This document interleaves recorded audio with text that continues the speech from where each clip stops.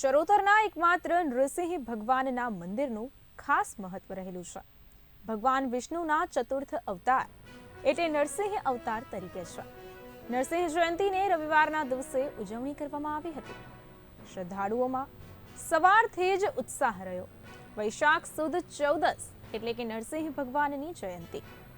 આ દિવસે ખાસ આયોજન કરવામાં આવે છે. ત્યારે નડિયાદ તાલુકાના ઉત્તરસંડા ગામે અતિ પૌરાણિક નરસિંહ ભગવાનનું મંદિર આવેલું છે. આશરે 300 વર્ષ પહેલા આ મંદિર એક સાધુએ બનાવ્યો હોવાની લોકવાયકા રહેલી છે. વૈશાખ સુદ 14ના દિવસે ભગવાને નરસિંહ અવતાર લીધો હોવાથી ઠેર ઠેર નરસિંહ જયંતીની ધામધૂમપૂર્વક ઉજવણી થતી હોય છે.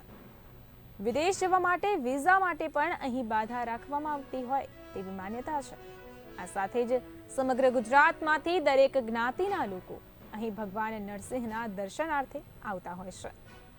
નરસિંહ જયંતી નિમિત્તે અન્નકૂટ ધરાઈને રાત્રે ભવ્ય ભંડારાનું પણ આયોજન થાય છે અને રાત્રિના સમય દરમિયાન નરસિંહ ભગવાનના પાઠનું વાંચન પણ કરવામાં આવતું હશે.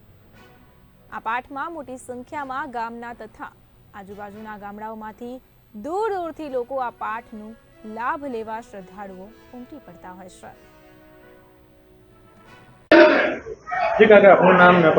મારું નામ કનુભાઈ મીઠાભાઈ રોહિત છું, રહેવાસી વણસોલ, તાલુકો ઉમરેઠ, જિલ્લો આણંદ.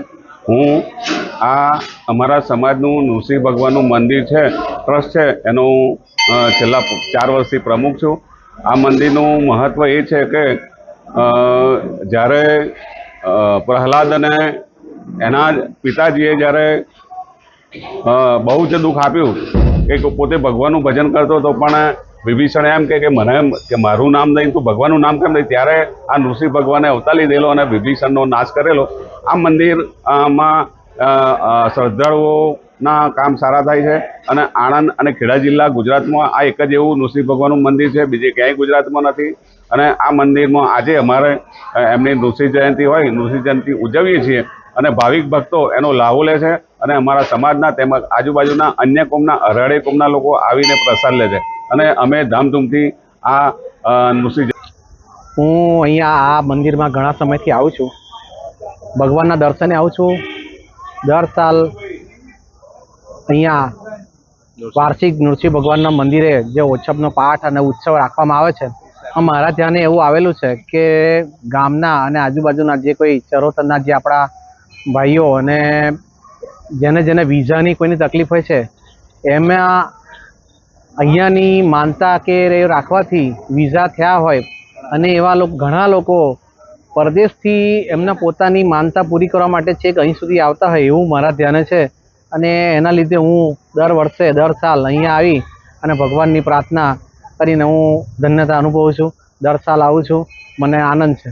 ક્યાંથી આવતા હોય બધાની દર્શન?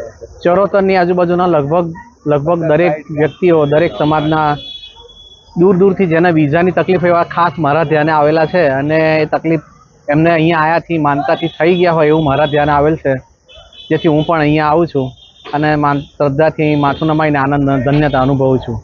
આ બહુ પૌરાણિક મંદિર છે. દર વર્ષની જેમ વૈશાખ સુદ 14ના રોજ ભગવાન નરસિંહની આ નૃસિંહ જયંતીનું અહીં મનાવવામાં આવે છે. આજુબાજુમાંથી ઘણા બધા ભાવિક ભક્તો દર્શનનો લાભ લે છે. આજ રોજ 12 પાઠનું અહીંયા આયોજન કરેલું છે.